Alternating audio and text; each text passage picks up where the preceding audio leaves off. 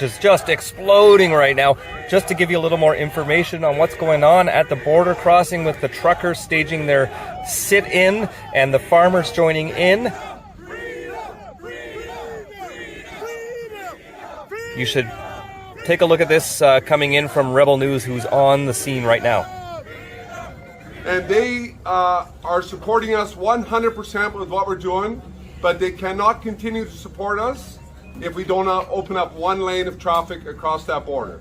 They said if we open that lane of traffic, they will drop the rural mandates and what's that other one called? The RE? The REP program. What is that? That means the tier system. The tier system. Social differences from obedient people to Tax passports, that's correct. Alex?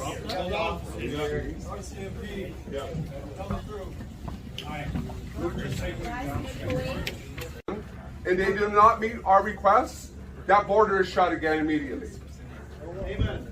If they meet our requests and drop them mandates, it's open. And if they don't, we shut it down again. Commerce can go back and forth. Okay. They're going to a meeting right now with the rural caucus. Yep. They're having a meeting. If things don't go well, we're going to block things back out.